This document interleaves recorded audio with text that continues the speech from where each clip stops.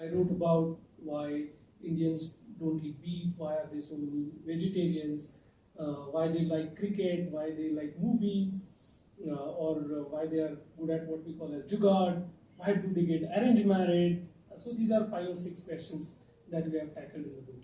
So were you asked any of these questions, or you know, was it something that you could answer, not answer? What happened? It is true that all of these. The number one question is obviously about beef, and it is a tough one. And depending on who we are talking to, our challenge is we need to adapt our answer so that we can explain it, rationalize it to people from different nationalities. So clearly, number one is beef. I must admit, but it gets complicated because I'm from Kerala, and there are some people who know that Mallus eat a lot of beef. So it is, it does get complicated to some people who understand a little bit more about Indians. So I'm hoping that some of these answers can be further dwelt into in subsequent editions as well. So when a question like this is asked to you, do you really feel that you are being pointed at, or you're cool about it, or do you really feel you're put on the spot, or is it out of genuine curiosity, or is it, what do you feel when such a question is asked?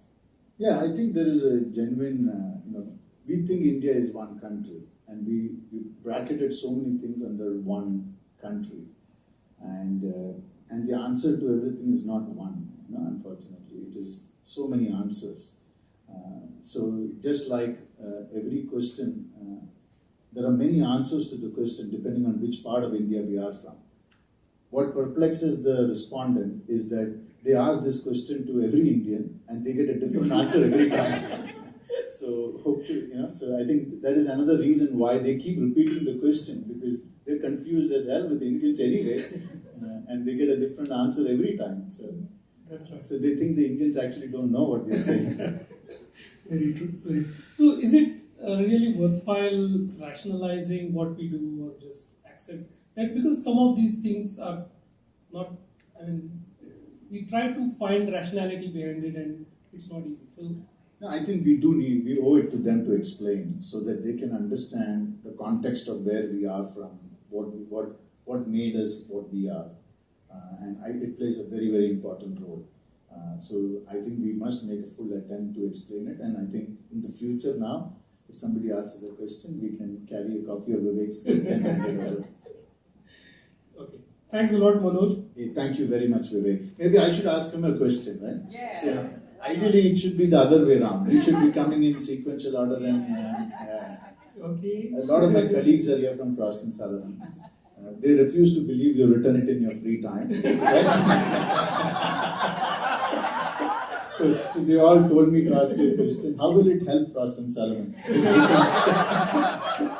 And second, are there any, one of the most common subjects we research in Frost and Sullivan is megatrends. For the last 7 years, we have been just talking about that subject. So are there any megatrend implications of Indians, and why do Indians?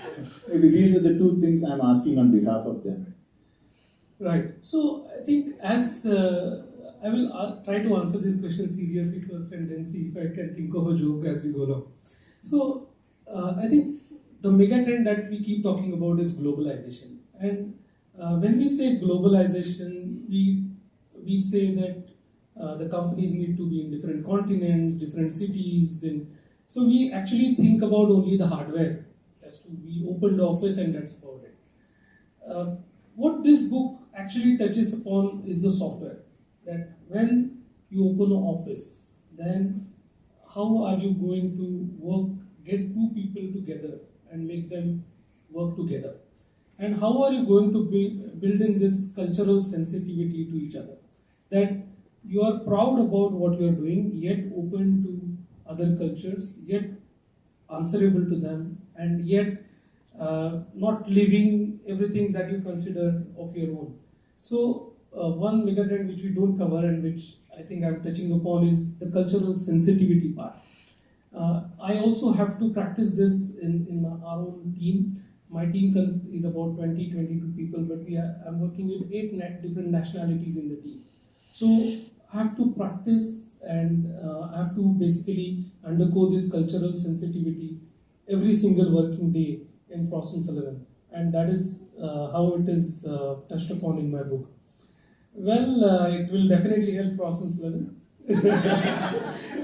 I'm sure I'll become a very famous author, and then you can say he was my colleague. I'm wishing for that day, and thank you very much. And Thanks a lot. congratulations. Thank you, sir.